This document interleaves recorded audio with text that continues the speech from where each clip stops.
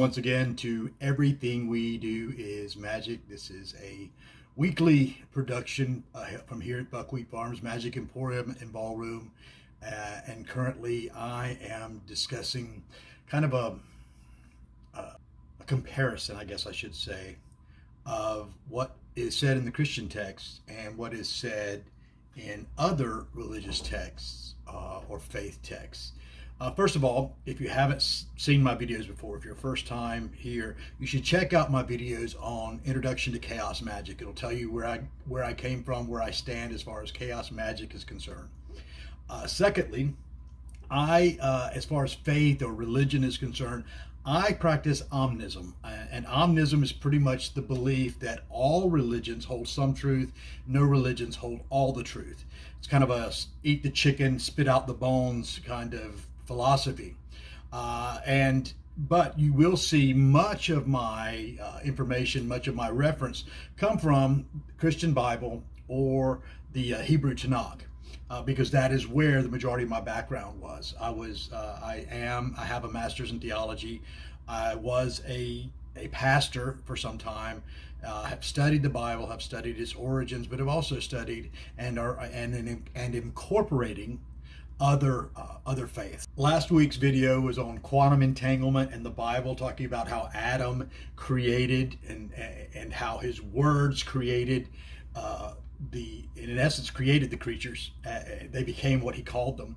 But then we talked about how his deciding to judge things and moving outside of himself and judging things by an exterior raiment, an exterior look, judging a book by its cover, so to speak, caused the quote-unquote fall. And he began to operate in ego rather than the true Adam, the true man of the earth. And so this week I want to kind of continue that and talk about karma and judgment. Are they the same thing? Are they different? Because of the concept of Western religion, and it's kind of funny because paganism, I looked at the word pagan this week because you will see a lot of quote unquote pagan things here, like Samhain, celebrating that. Hope you're having a blessed Samhain. Hope everything that you desired to be released from your life, the ancestral curses were bound and stopped, and the ancestral blessings were released for you. I hope you find that happening.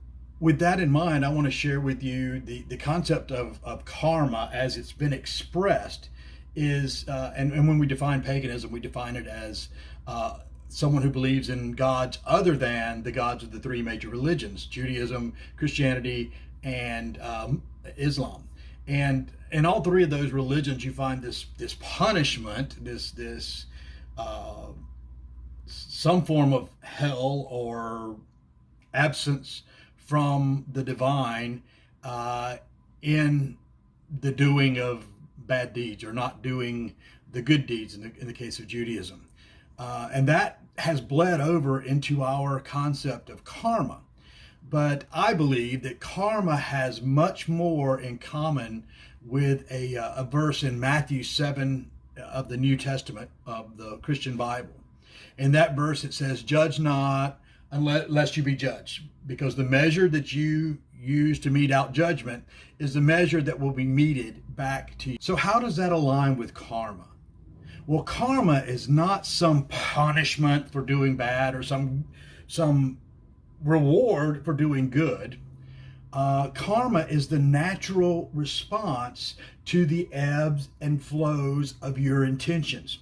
As we saw with Adam, as long as Adam's intention was upon himself and the garden and all the abundance that he had, he was operating from a place of love. He was operating from a place of abundance, and all his needs were met. But as soon as he went outside of that place of abundance and started looking at what someone else had, and somehow coming to this assumption that what they had was because they had taken from him, and began to seek after what was not his, he lost that inner peace. And that's really what karma is. Karma is that balance and adjustment of that inner peace based on those things. And the moment we judge a thing as good or bad, because of the creative nature within us, it becomes either good or bad. So when something happens, it is karma. It is the result of vibrations that have been sent forth. It is a result of returning vibrations. It is a result of these things. But it's not punishment and it's not reward. The moment we release this whole idea of punishment and reward, we can settle in to who we are and what we really are and just enjoy this ride. The idea of punishment and reward puts us at this idea of an end game, that somehow, somewhere, we will get to this point where all our stress and all our pushing and all our desires terminate.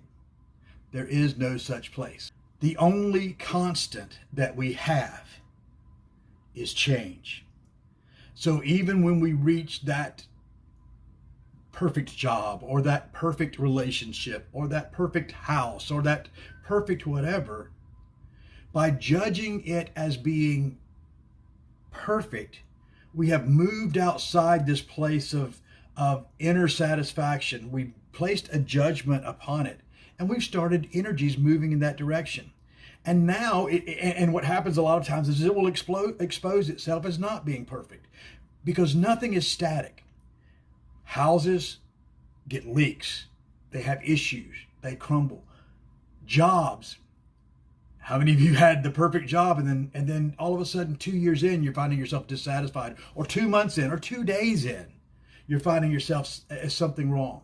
Well, that is, again, not right or wrong. It just is. What causes that? The thing that causes that is change. We are constantly changing. Physiologically, our body reproduces itself. Reconstructs itself entirely. I think every 7 to 10 years, I think it is. You can look it up. It just fringes out there sometimes. But that is something. Even every day we have cells that are dying off and being replaced. And again, with this season of Samhain, the symbolism that it is that it's not an end and a beginning. It is a cycle. And the ending is the beginning is the ending.